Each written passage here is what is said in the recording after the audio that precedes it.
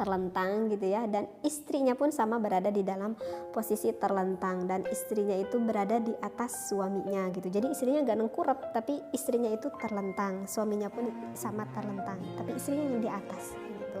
Nah itu dikatakan dengan gaya spooning. Boleh dengan gaya seperti itu, kalau dua-duanya suka ya boleh-boleh aja gitu.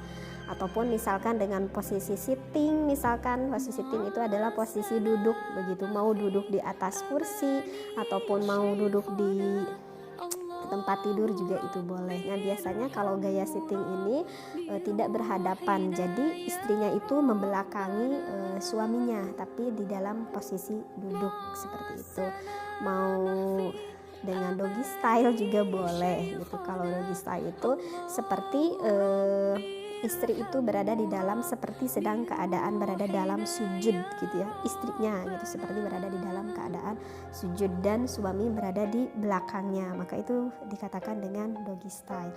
Boleh seperti itu, tidak ada larangan, boleh. Sebetulnya sih banyak sekali cara yang bisa diimajinasikan oleh pasangan suami istri begitu ya. Mau gaya silang gitu ya, gaya silang itu gaya cross seperti itu, ataupun mau woman on top. Woman on top itu biasanya perempuan yang lebih banyak bergeraknya gitu, karena posisi wanita itu istrinya itu berada di atas suami. Nah tetapi untuk woman on top ini ada pembahasannya khusus nanti di dalam kitab Fathul Izar, dan juga di dalam ada juga saya pernah baca di dalam kitab Qurratul Uyun, tapi nggak akan saya bahas untuk kali ini begitu ya.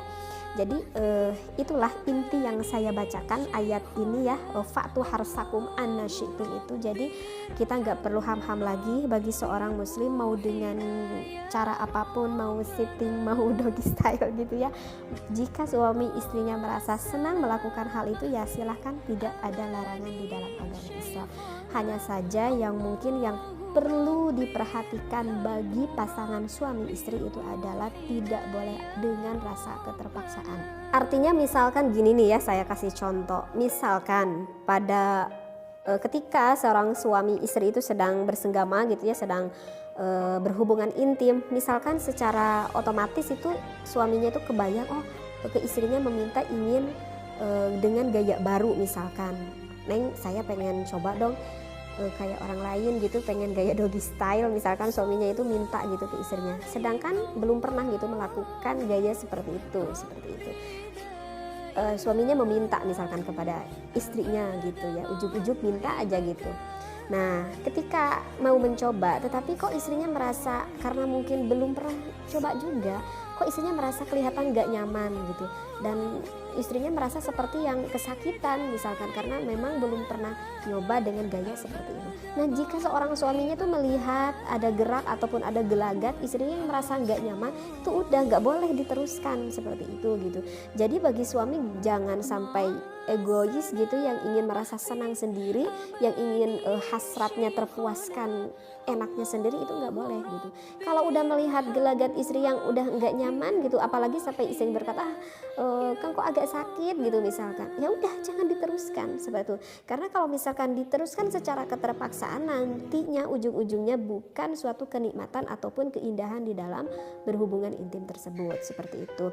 Nah tetapi bukan berarti tidak didiskusikan. Apakah harus kita mendiskusikan seorang suami istri maaf yang lebih membahas tentang berhubungan gitu ya, artinya ya berjima gitu ya, harus, apapun itu harus dikomunikasikan dengan baik gitu ya.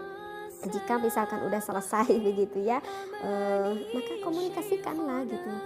Misalkan kapan-kapan kita coba lagi yuk gaya gitu, aku penasaran misalkan kata suaminya gitu kan.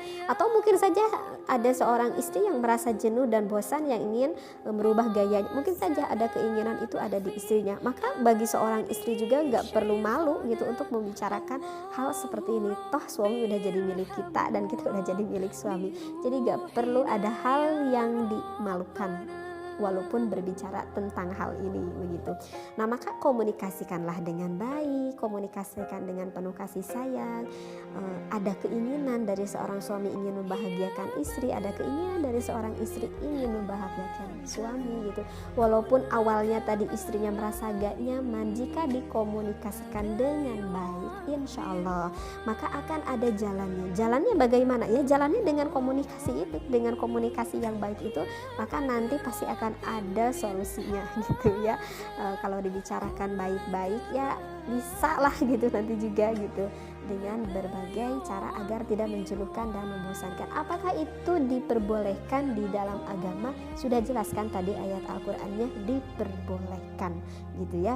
Jadi sekali lagi, bagi seorang istri gak boleh egois, bagi seorang suami juga sama, gak boleh egois. Jadi jangan mau senang sendiri, tetapi harus senang bersama-sama. Mudah-mudahan apa yang saya sampaikan keterangannya ini ada di dalam kitab Fathul Izar, bahkan langsung ayat Al-Quran. Mudah-mudahan bisa difahami dan besar manfaat, lebih khusus bagi pasangan suami istri. Wallahu a'lam wabillahi taufiq wal hidayah. Wassalamualaikum warahmatullahi wabarakatuh.